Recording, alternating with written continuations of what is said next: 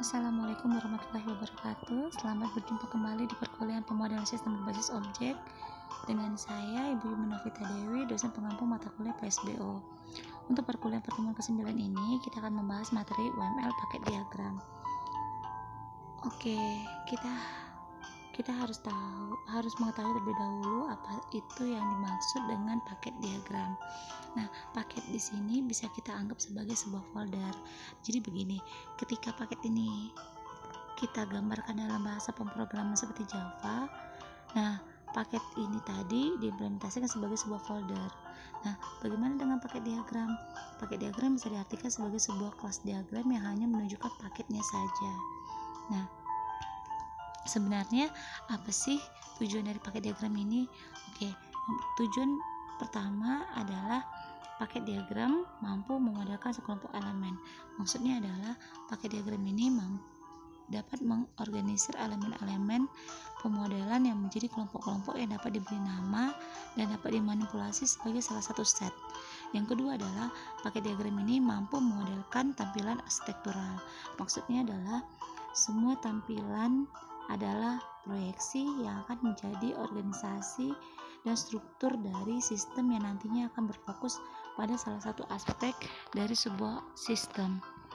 Definisi ini menjadi dua implikasi atau keterlibatan. Yang pertama, tampilan di sini dapat mendekomposisikan sistem menjadi paket-paket yang masing-masing memiliki fungsi yang berbeda. Yang kedua adalah paket-paket ini nantinya memiliki atau berisi seluruh abstraksi yang berkaitan dengan tampilan paket tersebut. Baik, selanjutnya apa saja sih yang menjadi pedoman dalam pembuatan paket diagram? Nah, ada sekitar 7 aturan dalam penggambaran paket diagram ini. Yang pertama, gunakan paket diagram untuk mengatur desain secara logis. Yang kedua, jika ada hubungan inheritance, gambarlah secara vertikal dengan paket yang berisi superclass yang ditempatkan di atas paket yang berisi subclass. Yang ketiga adalah gambarkan secara horizontal untuk mendukung agregasi atau association dengan posisi paket ditempatkan berdampingan. Keempat, ketika ada hubungan dependensi pada paket diagram, maka gambarlah dengan arah dari subclass ke superclass atau dari klien ke server. Yang kelima, saat menggunakan paket untuk mengkelompokkan use case, pastikan juga untuk menyertakan aktor dan asosiasi yang ada pada use case tersebut. Yang keenam, berikan setiap paket nama yang sederhana tetapi deskriptif. Yang ketujuh, buatlah paket yang bersatu padu atau kohesif. Nah, selanjutnya adalah elemen paket diagram. Nah, secara umum elemen paket diagram ini hanya ada 3 elemen. Yang pertama adalah paket, di mana paket ini merupakan sebuah bungkusan. Yang kedua adalah dependensi. Dependensi di sini merupakan kebergantungan antar komponen yang dipakai. Yang ketiga adalah stereotype. Nah, stereotype ini terbagi menjadi 2 jenis. Yang pertama import dan akses. Untuk import dan akses akan saya jelaskan kembali di slide berikutnya. Stereotype di sini digunakan dalam menggambarkan jenis paket diagram. Nah, saya akan menjelaskan penggunaan stereotype import dan akses. Lebih dan kurangnya perbedaan import dan akses itu seperti ini. Contoh, paket Y menambahkan konten publik yang bertanda positif dari paket Y ke Z secara private. Dalam gambar paket Y terdapat konten C yang positif, lalu ditambahkan ke paket Z di mana pada paket Z juga terdapat konten positif. Selanjutnya, paket Z menambahkan konten publik yang yang bertanda positif dari paket Z ke X, sedangkan pada paket X berstatus public. Konten C yang ditambahkan tadi tidak dapat terlihat pada paket X, tetapi pada paket X konten G akan terlihat di paket X dikarenakan G merupakan private dan memang hanya ada pada paket X. Nah, untuk lebih jelasnya saya akan jabarkan sedikit contoh dari visibilitas akses dan import ini, di mana elemen yang dimiliki langsung oleh paket dapat memiliki visibilitas public ataupun private di dalamnya.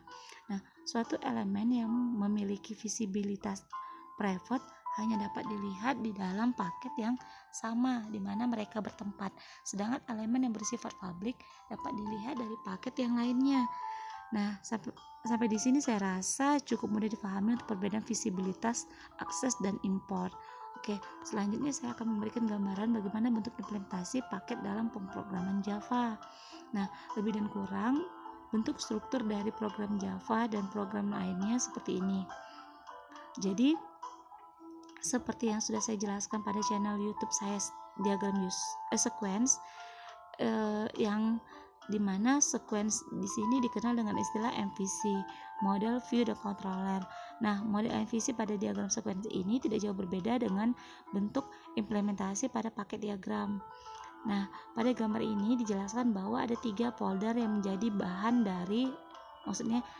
badan dari program Java tersebut, yaitu control, data, dan form. Nah, pada paket diagram ini perubahan nama paket yang awalnya bernama penjualan.control berubah menjadi folder control. Nah, itu bisa kita lihat di awalan folder penjualan yang menandakan bahwa di folder utamalah terletak paket itu dibuat. Nah, bagaimana import file antar paket tadi? Nah, di samping ini ada gambar barang.controller.java di mana file barang controller mengimport file barang.java yang ada pada paket penjualan data.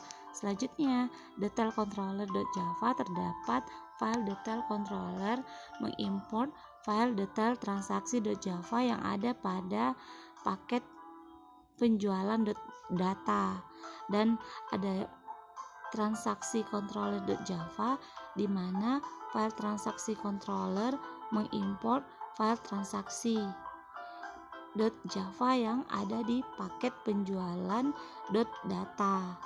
Nah, kebetulan ketujuh file pada program Java ini semua berstatus import.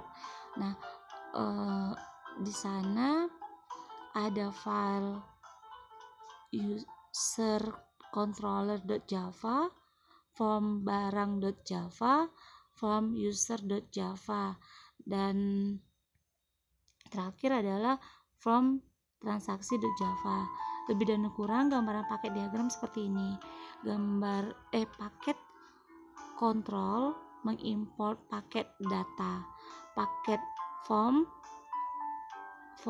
mengimport paket control, dan form mengimport paket data. Nah, tapi ada beberapa referensi juga yang tidak mencantumkan stereotip atau keyword import di dalam diagramnya. Nah, itu sama saja ya, tidak dituliskan juga tidak masalah. Sampai di sini saya rasa cukup mudah ya memahami apa itu paket diagram. Oke, terima kasih sudah menonton video dan channel ini. Jangan lupa like and subscribe videonya. Saya berharap mahasiswa dapat memahami dan menstimulasikan pemodelan menggunakan paket diagram. Assalamualaikum warahmatullahi wabarakatuh.